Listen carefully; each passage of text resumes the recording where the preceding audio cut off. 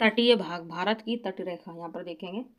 भारत 3 ओर से समुद्र से घिरा हुआ है। भारत के तट रेखा की लंबाई 7,516.6 किलोमीटर है। भारत की तट रेखा पूर्व में बंगाल की खाड़ी, दक्षिण में हिंद महासागर, पश्चिम में अरब सागर सहित मुख्य भूमि और द्वीपों से घिरी है। भारत की तट रेखा पर 9 राज्य एवं 4 केंद्र शासित प्रदेश स्थित हैं। ठीक है, 9 राज्य और 4 केंद्र शासित प्रदेश।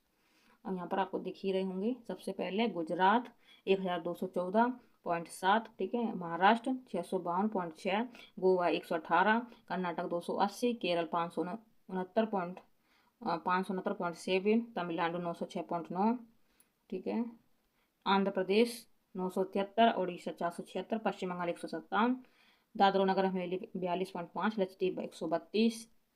इसी प्रकार पंडुचेरी का यहाँ पर देख लेंगे 30.6, 1962, कुल हो गई 7,516.6। ठीक है, तो ये सब राज्य हैं और केंद्र शासित प्रदेश हैं जो कि तटरेखा बनाते हैं। ठीक है, गृह मंत्रालय, भारत सरकार एवं केंद्रीय जल आयोग के द्वारा ये बताया गया है। ये सबसे ज़्यादा इम्पोर्टेंट हो जाता है। ठीक है, 26 जनवरी 2020 से दमन और दीव तथा दादर और नगर हवेली का विलय एक केंद्र शासित प्रदेश दादर और नगर हवेली तथा दमन और दीव कर दिया, एक ही कर दिया, सब सम्मिलित हो गए हैं। ठीक है, दमन और दीव हो गया। भारत की मुख्य भूमि से लगे कुल तट की लंबाई, भारत की मुख्य भूमि से लगे कुल तट की लंबाई 5,422.6 किलोमीटर है। मुख्य भूमि से दूर कुल तट की लंबाई 2,094 किलोमीटर। भारत में राज्यों में गुजरात राज्य की तटरेखा सर्वाधिक लंबी है तथा सर्वाधिक छोटी तटरेखा गोवा राज्य की है। तो यहाँ पर आपको दिख ही रहे होंगे सब। ठीक है, तो ये गोवा है और यहीं पर गुजरात, इसकी बड़ी है तटरेखा जो पानी की लगती है वो, और गोवा की सबसे छोटी तटरेखा। ठीक है, यहाँ पर देखेंगे हम अंत स्थल से सागर की ओर निकले भागों को मिलाने वाली सीधी रेखा को आधार कहते हैं। किसी भी देश के प्रादेशिक जल क्षेत्र को क्षेत्रीय सागर कहते हैं। क्षेत्रीय सागर की दूरी आधार रेखा से सागर की ओर नापी जाती है, जो सामान्यतः 12 समुद्री मील तक होती है। जैसे कि ये समुद्र है, यहाँ से कोई है राज्य, ठीक है, तो यहाँ तक 12 मील ही तक नापी जाएगी। ठीक है, इस क्षेत्र के उपयोग का भारत को संपूर्ण अधिकार प्राप्त है। समीप स्थल मंडल का विस्तार आधार रेखा से 24 समुद्री मील तक है। समीपस्थ मंडल का, ठीक है, जिसके पास समीपस्थ मंडल का 24 माना जाएगा। ठीक है, सीमा शुल्क वसूली और वित्तीय अधिकार प्राप्त होते हैं। किसी भी देश का अनन्य आर्थिक क्षेत्र आधार रेखा 200 समुद्री मील तक होता है। ठीक है, अनन्य आर्थिक क्षेत्र पूछ लिया तो 200 समुद्री मील बताएंगे। इस क्षेत्र में भारत को वैज्ञानिक अनुसंधान की छूट मिली हुई है फ्रेंड्स। ठीक है, जैसे कि यहाँ पर आधार रेखा ये वाली हो गई। ठीक है, और फिर आंतरिक, ये मैंने बता दी आधार रेखा, फिर ये थोड़ी सी आंतरिक रेखा, फिर उसके बाद क्षेत्रीय सागर, उसके बाद समीपस्थ मंडल, और ये है आर्थिक मंडल। ठीक है, इस तरीके से स्थलीय भाग एवं आधार रेखा के मध्य सागरीय जल को आंतरिक जल कहते हैं फ्रेंड्स। ठीक है, अब प्रश्न को देख लेते हैं। निम्नलिखित में से किस तट से भारत का औसत समुद्र तल नापा जाता है? बी ऑप्शन, चेन्नई से। भारत का औसत समुद्र तल चेन्नई तट से नापा जाता है। भारत के प्रादेशिक जल क्षेत्र का विस्तार है कितना है? सी ऑप्शन राइट हो जाएगा, तट से 12 समुद्री मील तक। किसी भी देश के प्रादेशिक जल क्षेत्र को क्षेत्रीय सागर कहा जाता है। क्षेत्रीय सागर की दूरी आधार से सागर की ओर नापी जाती है, जो सामान्यतः 12 समुद्री मील तक होती है। भारत की तटरेखा की कुल लंबाई लगभग है, कुल लंबाई कितनी है? 7500 किलोमीटर है। भारत 3 ओर से समुद्र से घिरा तथा इसकी तटरेखा 7,516 किलोमीटर लंबी है। निकटतम विकल्प के रूप में निम्नलिखित राज्यों में से किसकी तटरेखा सबसे लंबी है? डी ऑप्शन राइट हो जाएगा, गुजरात की। सबसे छोटी कौन सा है? गोवा। चलिए अगला, रेखा की कुल लंबाई 7,516 किलोमीटर है। भारत की तटरेखा पर कुल 9 राज्य एवं 4 केंद्र शासित प्रदेश हैं। इन राज्यों में सबसे अधिक तटरेखा गुजरात की लगती लंबी है। ठीक है, कितने राज्य तटरेखा से लगे हैं? तो सी ऑप्शन 9। प्राचीन भारतीय ऐतिहासिक भूगोल में रत्नाकर नामक सूचक है। सी ऑप्शन, हिंद महासागर का, रत्नाकर हिंद महासागर। ठीक है, प्राचीन भारतीय ऐतिहासिक साक्ष्यों में हिंद महासागर को रत्नाकर से संबंधित किया गया है। अधिक तटीय अपरदन होता है लहरों से। ए ऑप्शन राइट हो जाएगा, लहरों से। तटीय अपरदन समुद्री लहरों, ज्वार भाटा, धाराओं, सुनामी लहरों तथा मानवीय क्रियाकलापों आदि की प्रमुख भूमिका होती है। इनमें से सर्वाधिक तटीय अपरदन लहरों द्वारा होता है। पूर्वी एवं पश्चिमी तट देखेंगे यहाँ पर। देखिए, भू आकृति आधार पर भारत के तटीय मैदान को 3 भागों में वर्गीकृत किया जा सकता है। 3 भागों में वर्गीकृत किया जा सकता है। पहला गुजरात या काठियावाड़ तटीय मैदान, दूसरा पॉइंट है पश्चिमी तटीय मैदान, तीसरा पॉइंट है पूर्वी तटीय मैदान। ठीक है, तो 3 भागों में वर्गीकृत किया जाएगा, गुजरात, पश्चिमी तटीय मैदान और पूर्वी तटीय मैदान। ठीक है, अब यहाँ पर हम लोग समझेंगे गुजरात तटीय मैदान। गुजरात एवं दादरा नगर हवेली और दमन दीव के तटीय भागों में विस्तृत है। यह साबरमती, माही आदि नदियों के जलोढ़ निक्षेपों से निर्मित है। इसके दक्षिण में अरब सागर एवं पश्चिम में काठियावाड़ प्रायद्वीप है।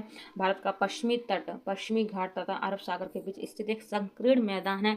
इस तट को 3 भागों में विभाजित किया गया है। उत्तरी भाग को कोकण तट महाराष्ट्र तथा गोवा, मध्य भाग कर्नाटक तट या कनारा तट कर्नाटक एवं दक्षिणी भाग मालाबार तट कहा जाता है। कनारा तट गोवा से मंगलुरु के मध्य, जबकि मालाबार तट मंगलुरु से कन्याकुमारी तक विस्तृत है।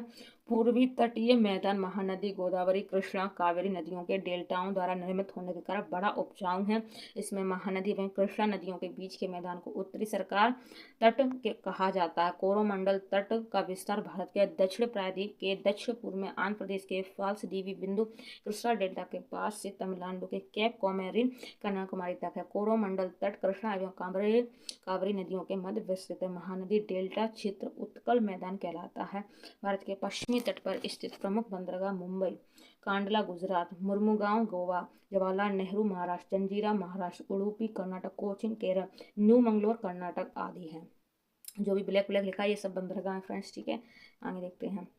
भारत के पूर्वी तट पर स्थित प्रमुख बंदरगाह विशाखापत्तनम आंध्र प्रदेश में है, हल्दिया पश्चिम बंगाल में है, पारादीप ओडिशा में है, एन्नोर ये तमिलनाडु में है, न्यू तुतिकोरिन ये तमिलनाडु में, न्यू तुतिकोरिन यहाँ पर हम लोग और देखेंगे।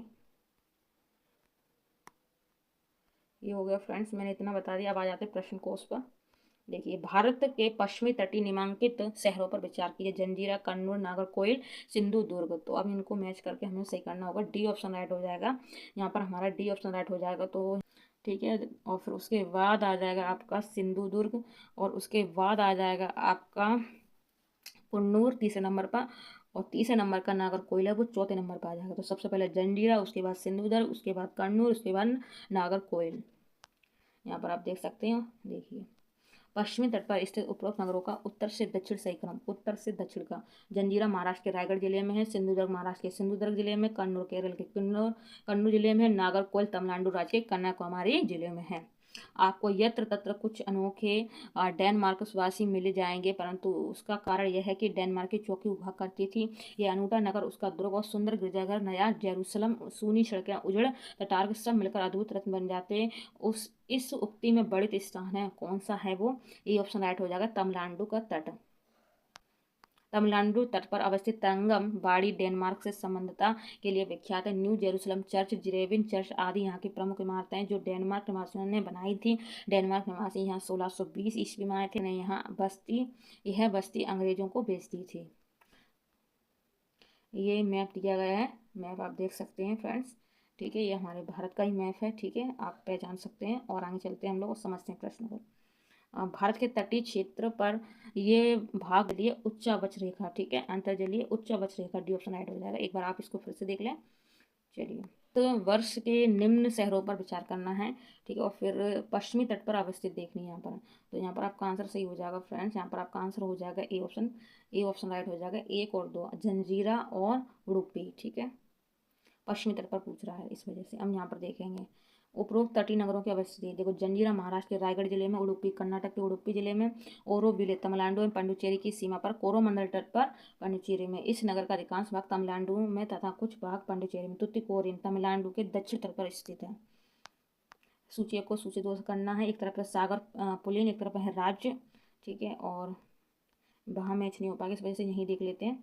देखिए, सागर पुलिन और राज्य। दीघा पश्चिम बंगाल में, गोपालपुर उड़ीसा में, कला गुट गोवा में, मरीना तमिलनाडु। मरीना कहाँ पर है? तमिलनाडु में फ्रेंड्स।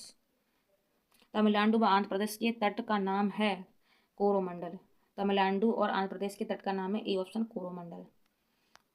कोरोमंडल तट का विस्तार भारत के दक्षिण प्रायद्वीप के दक्षिण पूर्व में आंध्र प्रदेश के फाल्स डीवी बिंदु कृष्णा डेल्टा के पास से तमिलनाडु के कैप कैमोरिन कन्याकुमारी तक है। तमिलनाडु का समुद्र तट कहलाता है, डी ऑप्शन कोरोमंडल।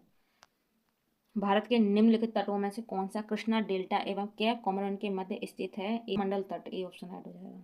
निम्नलिखित में से किसे केप कॉमोरियन के नाम से भी जाना जाता है? सी ऑप्शन, कन्याकुमारी को। केप कॉमोरियन के नाम से जाना जाता है कन्याकुमारी को। भारत के पश्चिमी तटीय मैदान के उत्तरी भाग को जिस अन्य नाम से भी जाना जाता है वह क्या है? सी ऑप्शन राइट हो जाएगा, कोकड़ है। सी ऑप्शन राइट हो जाएगा। भारत का पश्चिमी तटीय मैदान संकीर्ण है। इसके उत्तरी भाग को कोकड़ तट और दक्षिणी भाग को मालाबार तट कहते हैं, जबकि पूर्वी तटीय मैदान के उत्तरी भाग को सरकार तट एवं दक्षिणी भाग को कोरोमंडल तट कहते हैं।